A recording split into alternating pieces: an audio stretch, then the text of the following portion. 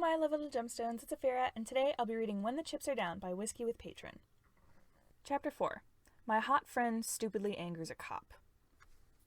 Patton kept his arms wrapped tight around Remy as they sped down the highway. He still thought it was a miracle that they hadn't been pulled over yet. They'd left a gas station a few minutes ago, and they must have been at least halfway to the next city over at the speed Remy was going.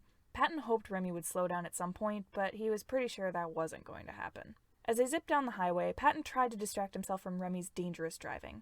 It was difficult to replace his current distressing situation with thoughts of something that wasn't equally as distressing. There were so many things going wrong in his life right now. What was he supposed to think about? The possibility that they were being followed? The responsibility he'd put on Virgil to get him and the twins across town without dying? The possibility of Janus rejecting the kids?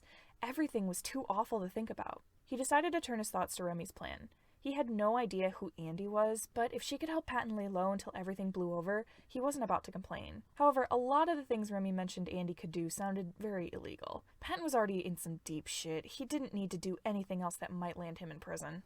He tensed up when he heard the sound of a police siren behind them. Great. Remy's chest rose and fell in an exasperated sigh. He guided the motorbike to the side of the road and slowed to a stop. Patton had been expecting this, but he was itching to just keep driving. Staying in one place for too long wasn't safe. Remy parked the bike and glanced back at Patton. His voice was muffled through his helmet when he spoke. "Let me do the talking, babe." Patton stayed quiet and waited as a police car pulled up behind them. An officer strode up to them and glared through her aviator sunglasses. "Hello there, lovebirds," she said. "Do you know how fast you were going?" "I don't know, officer," Remy said. "How fast was I going?" Patton sighed inwardly at Remy's choice of words. Why had Remy insisted that he do the talking when he chose to respond to a cop with sass? The cop raised an eyebrow. "You were going 140 kilometers per hour. That's pretty damn fast." Remy shrugged. "Sorry, ma'am. I wasn't paying attention to the speed. You see, me and my friend are on our way to visit my sick grandmother." The cop just stared at him. "Sure." Patton resisted the urge to scream. That was such an obvious lie. There was no way Remy could get them out of this. The cop gave Remy a once-over, and her gaze stopped at his feet. "Nice shoes."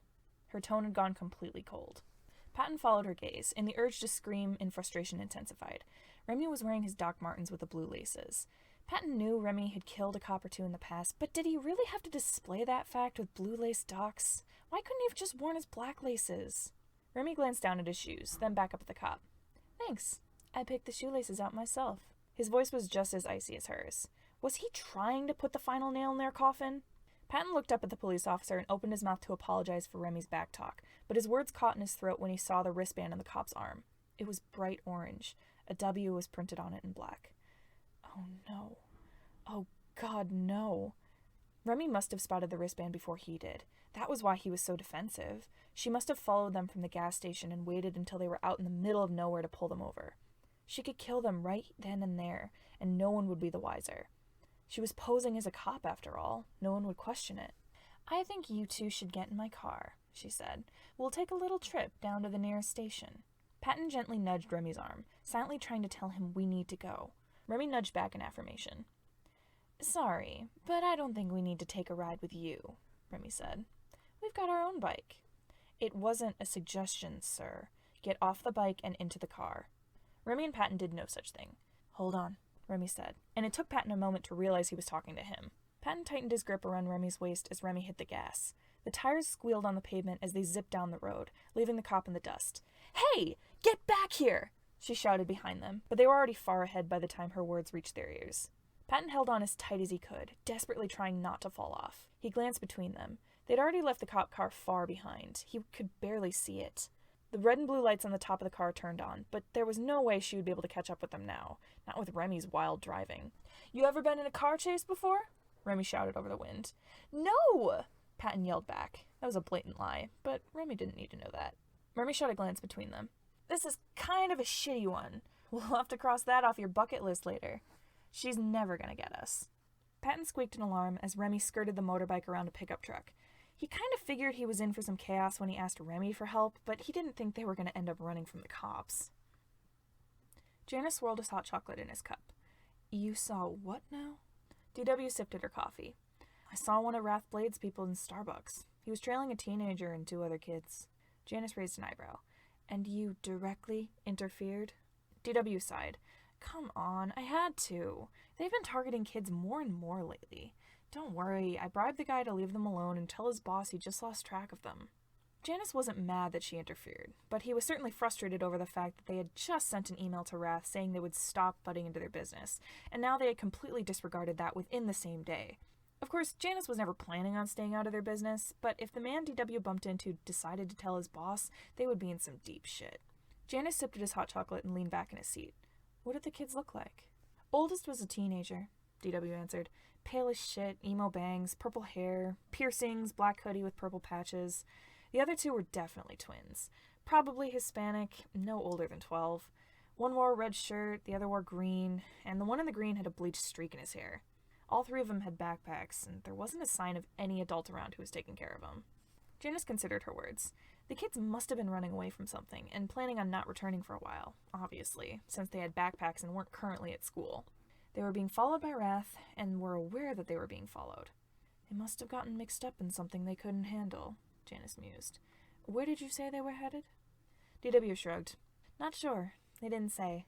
I told them they'd be safer uptown, so hopefully they're coming our way. Janus tapped his gloved fingers on the side of his cup.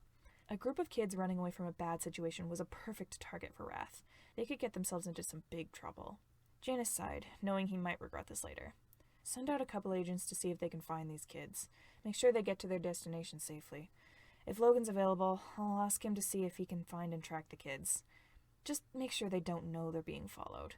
They must be paranoid enough with Wrath on their heels. You sure? Yeah. Just do it before I change my mind. I don't want to think about the consequences this might bring. DW downed the rest of her coffee. You're the boss, Hoss. She tossed her empty cup in the garbage next to Janus's desk and strode to the door. What does Hoss mean? He called after her. Not Hoss, I'm Janus. DW just waved and left his office. Janus turned back to his computer. He told himself he would take a break, and a 5-minute chat with DW was good enough. He still had so many things to do. He set his hot chocolate on his desk, knowing full well it would go ignored and turn cold as the day went on. Virgil knew full well they were being followed. No, not by the guy in the Starbucks with denim jacket and the orange patch on his sleeve. No, these were different people. They were sneakier, quicker, and easy to lose in a crowd. They were all dressed differently, but they acted so similar that they had to be from the same group of people. He could tell they were all making an effort not to be seen, but Virgil had been followed enough that he knew exactly how to spot someone trailing him in a crowd. All these people were working together, and all of them were watching Virgil and the twins. And that fact made Virgil extremely paranoid. He kept his bat pendant in his mouth as he guided the twins through the streets. They had gone into a dozen different buildings in an attempt to shake off their pursuers, but nothing worked. They hid out in a library, stopped by a gym, briefly popped into a restaurant, even ran the risk of being mugged by slipping through one of the few alleyways. But these people were persistent. It was like they were trained for this. Virgil ended up carrying Remus again so they wouldn't have to stop for a break, and while that slowed them down, it was better than staying in one place for too long. Roman clutched the back of Virgil's backpack with an iron grip as they hurried across a crosswalk. Virgil? Remus muttered. Are we gonna be safe? Virgil wished he had a definite answer to that question. I don't know. Once we get to this bank and meet this Janus guy, we should be. Virgil glanced around and spotted a couple of familiar people in the crowd who had been tailing after them for a couple blocks now. There was no way to shake them off. Virgil racked his brain for some sort of plan. Was there someone he could call? He didn't want to call the police, because they would just ask why there were 3 unsupervised kids not in school and wandering the streets without an adult. They couldn't contact Dad or Remy either. He pulled out his phone with his free hand and pulled up Google Maps to make sure they were still on the right track. It wasn't much longer until they reached their destination. They could either try and hold out until then, or try to lose their pursuers one more time. He caught sight of a gas station on the corner. One last attempt. He needed to get these guys off their trail. He steered Roman towards the gas station. We're just gonna make one more stop. Roman clung tighter to Virgil's backpack. Okay, he mumbled. Virgil guided Roman in front of him. They crossed the parking lot and went straight for the door. As soon as they were inside, Virgil made a beeline for a hallway that must have led to the bathrooms. He shot a glance back at the exit before they slipped into the hallway. His gaze caught on a door at the end that read Employees Only, and he prayed that it was a back exit. He grabbed the handle and turned it. Luckily, it wasn't locked. The door swung open and he peered through. Inside was a storage room full of boxes. He spotted another door at the far wall beyond the boxes. He tugged Roman through the door. Come on. Are we allowed to be in here? Roman asked. Nope. Virgil nudged the door shut behind them and skirted around a pile of boxes. If they took the back exit, that might throw off the people that were following them. Or it might not. They could only hope. He heard the door open behind them. Virgil's heart leapt into his throat, and he pulled Roman behind a stack of boxes. He tugged Roman close to him so nothing was visible on either side of the stack. Footsteps walked into the room, and Virgil heard the faint sound of music blasting through someone's earbuds. He waited as the footsteps got closer, hoping that whoever came in wouldn't find them. The cardboard box right beside his head moved. He ducked down before the employee could see him. They grabbed the box, and the footsteps retreated back to the door. The faint music faded, and the door swung shut. Virgil breathed a sigh of relief. He straightened and nudged Roman towards the back door across the room. Roman bumped into a tower of boxes, and they came tumbling down. Virgil yanked him out of the way as they fell. There was no sound of smashing glass, so Virgil hoped whatever was in those boxes wasn't breakable. He reached the door, and Virgil pushed it open. They emerged behind the gas station in a short alley between buildings. Virgil glanced back and forth down the alley. No one was there. Perfect. He hefted Remus on his hip and gripped Roman's hand tighter.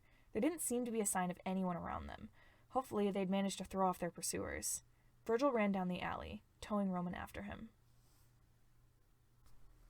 Thank you all so much for listening. Make sure to like, comment, and subscribe, and if you like what you hear and you want to read more, you can find the link to the fic and the author in the description. If you want to check out other podfics I've done, you can click on the playlist linked on the screen. See you next time!